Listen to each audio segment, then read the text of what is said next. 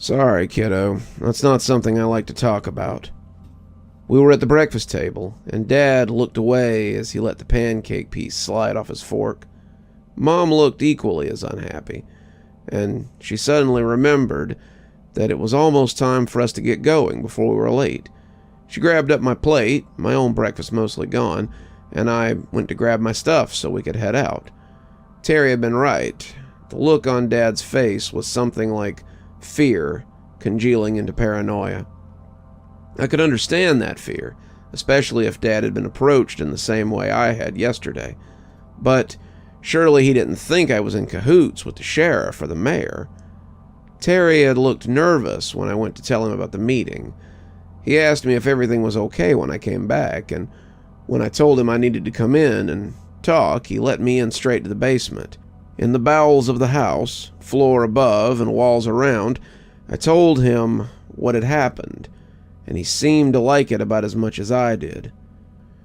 Crap.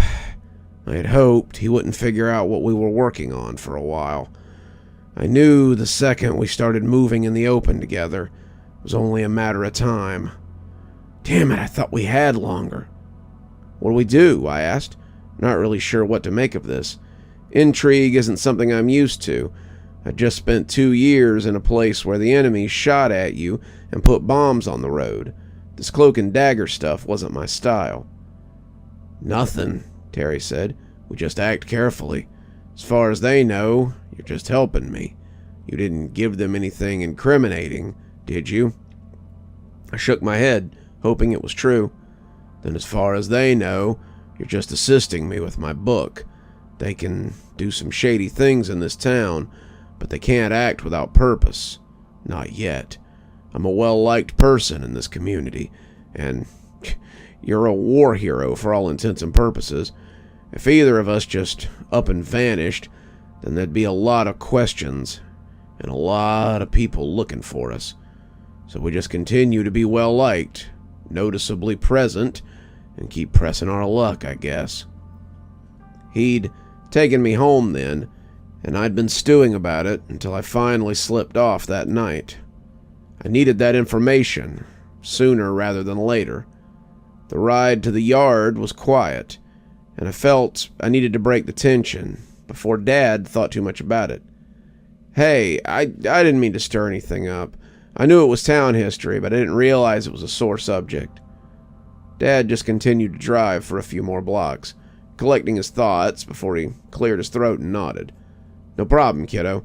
Why do you want to know about that anyway? Some of the guys at work ask you about it? Nah, it was Susan's uncle, Terry. He's writing a book about the Foresters. Well, Forester-related town history, and I'm kind of helping him. He asked me if I knew anything about it, since you were part of it. Dad nodded. Yeah, I heard he was writing something like that. I know he's been collecting stories, but I think he'd do better to leave this one alone. A word of advice, too. Don't ask Garza about it either. What we saw out there is better forgotten.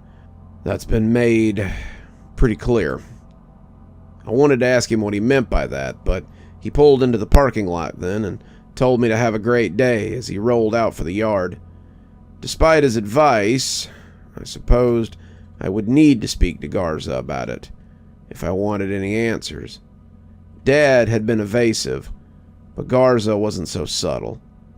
I took the front seat when the truck came in, begging Derek to let me have it, even though it was his turn. He shrugged, telling me I'd owe him one, and took a spot in the back. Waited till we got to the outskirts, another neighborhood in need of a sprucing up, and as everyone piled out, I asked the boss if I could have a word before we got started. He nodded, telling Ramsey to make sure everyone got to their assignments, and he closed the door again. "What's up, kid?" he asked, his old face stretching into a smile. "Need some time off or something? I can't pay you for it, but the least I can do is make sure they don't fill your spot." I shook my head. "Nothing like that. I needed to ask if you'd be willing to talk about something, maybe after work sometime." "About?" he asked, his smile slipping a little. "I'm helping Terry Bremen, the town historian, with a book he's writing. A collection of histories, and he's interested in—" "No," he said. all traces of good cheer gone from him. It's just an account of, I know what he wants, Garza said, his eyes distrustful.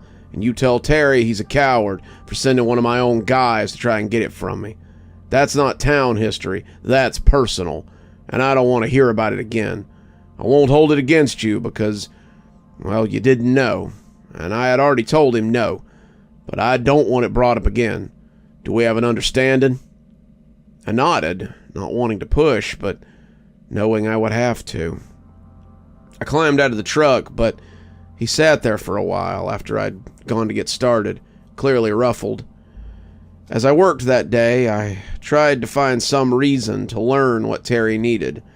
There were only 2 people who could tell me, and they had both made it pretty clear they didn't want to talk about it. How was I going to figure out what Terry wanted to know? It wasn't like there were a lot of other people who knew. No one alive, at least. Derek came over during lunch, wanting to know what all that had been about, and I told him it was nothing. Nothing, hell. Garza's been in a foul mood since you talked to him. He yelled at me earlier for cutting too close to the power pole, and sounded like he would have liked to say more. He had his voice pitched as low as Derek ever did, and I was kind of afraid that people would hear him. It's nothing. Something someone asked me to ask him. Don't worry about it. The boss's mood didn't improve for the next couple of days, and the improvement cost him dearly. Thursday rolled around, and I still wasn't any closer to figuring out how to get them talking. Garza had been actively avoiding me, and he must have said something to Dad because he was uncharacteristically quiet.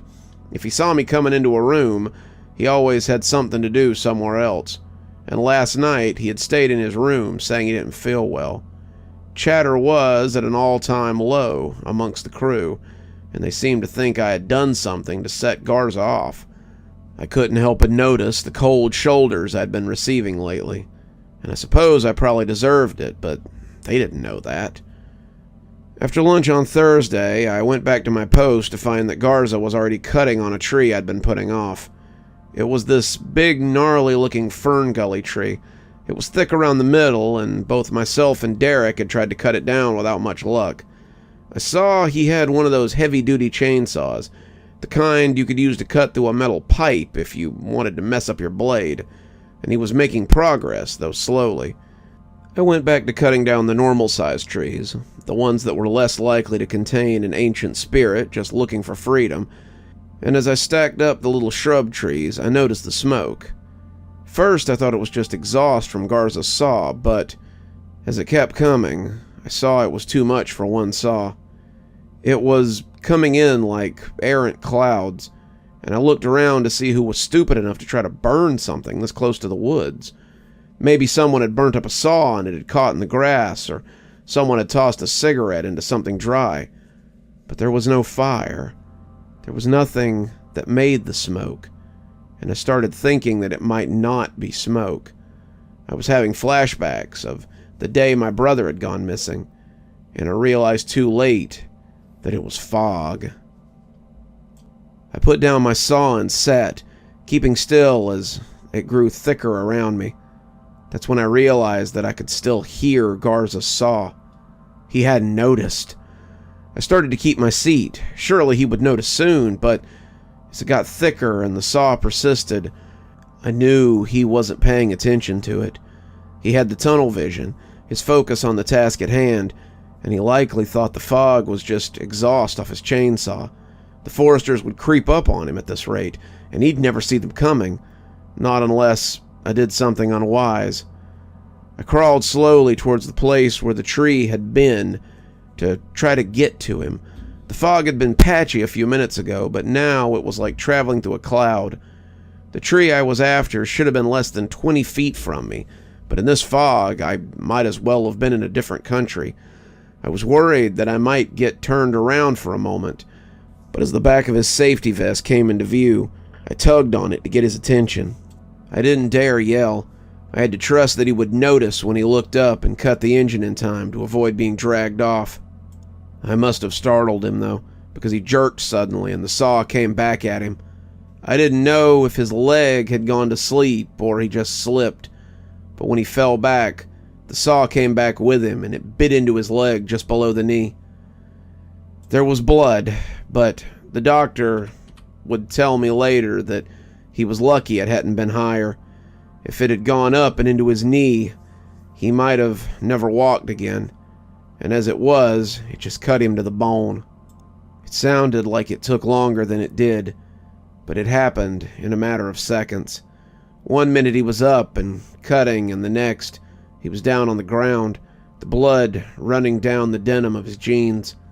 The saw, thankfully, went off as soon as he stopped squeezing the throttle, and after grunting unhappily on its side for a minute, it cut off.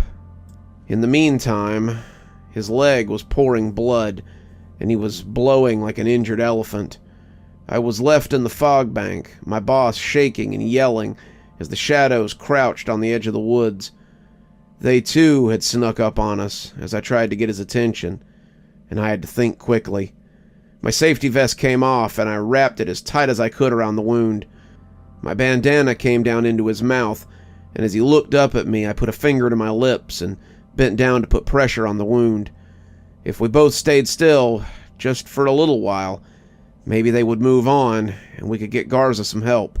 He seemed to realize what I was doing and tried to lay as still as he could.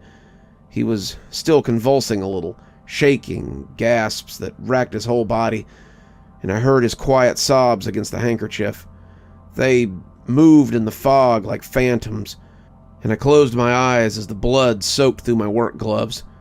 We had to stay still. We had to stay undetected, and when I heard the people calling out to us after an eternity in the fog, I opened my eyes to see that it had all passed. Garza and I were lying beside the big misshapen tree, and the fog was gone, along with its passengers. The others were calling us, and now that the danger had passed, I looked down and noticed how pale he was, and how wet my hands were. I called out, and they came on the run. We had a better bandage on by the time the ambulance got there, and they loaded him into the back with practiced hands. They said he had lost a lot of blood, but he was tough, and he would likely pull through once they got him to the hospital. I hadn't had a doubt, because despite how soaked his pants and my vest had been, his eyes had never closed, and they had roamed constantly as if trying to make sure the danger was gone. He hadn't closed his eyes until he was in the ambulance, and only then did he really seem to relax. I watched it roll away, and as Ramsey came to clap me on the shoulder, I knew I'd been forgiven. "That's 2 of us you've saved now. If they ever try to reassign you, there might be a fight." Ramsey led the group for a while, but he assured us that Garza would make a full recovery. His injuries were serious, and he'd lost a lot of blood, but he was expected to recover. "He's a tough old bastard," Ramsey joked, having gone to see him every day after work. "He asked me to ask you to come to see him later," he told me after work on Monday. I figured I knew what it was about, and when I went to the hospital to visit him, he told me to close the door. His leg was wrapped in a bandage, a bag beside him pumping antibiotics into his arm, but he looked better than he had in the woods that day. His color was back to normal, and his usual smile was back, if not a little sad. "I owe you my life," he said, not even waiting till I sat down. "Don't mention it. I don't think you would have cut yourself at all if I hadn't startled you." "Nope.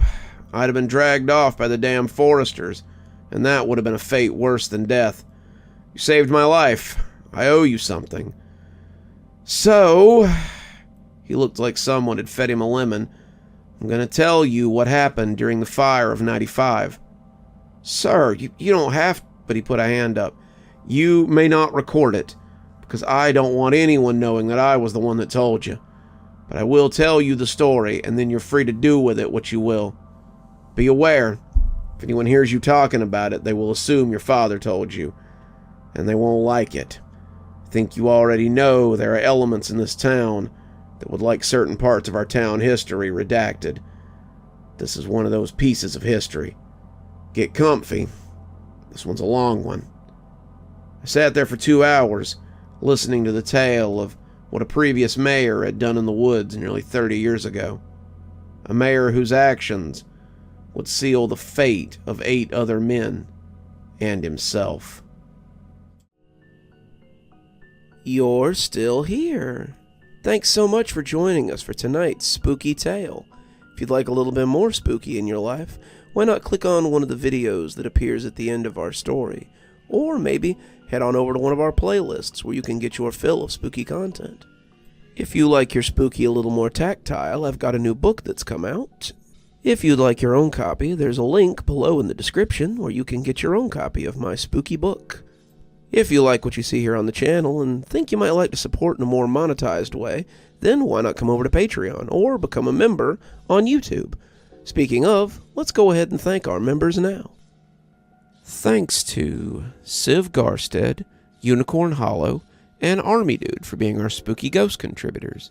Thanks to Janet, Lee Kendall, Saikat, Ronda J, Sue Casper, and Valinator for being our spooky skeleton contributors. And thanks to Oh Snap, Hi Stacy, Winter, Xaronan, Stephanie Carrington, Tyler Parker, Cinnamon Fox, Grim Reaper, TomBoiTopUwU, and Queen Sheebah for being our ghostly reader tier contributors. And a big thanks to Scott Donahue for being our ghostly writer tier contributor. Thanks everyone, we just couldn't do the show without you. If you'd like to support the channel, then come on down to Patreon, or become a member on YouTube. Spooky Skeleton tier contributors, that's our $5 tier, get their spooky 12 hours early, at 8:30 a.m. as opposed to 8:30 p.m., my time, of course. And while Ghostly Reading is only a tier that's available on Patreon, you get a signed copy of my book anytime I write one, on your doorstep in, hopefully, a timely manner. If you'd like a book, we have many on Amazon. I've got links below if you'd like to follow those. Should get you to my page so you can buy any one of my 8 books I believe we're up to now. I'm sure they'd look really nice on your shelf, and I'll sign them for you if you can find me out in the wild. And as always, thanks for stopping by. Dr. Plague, signing off. Have a wonderful evening.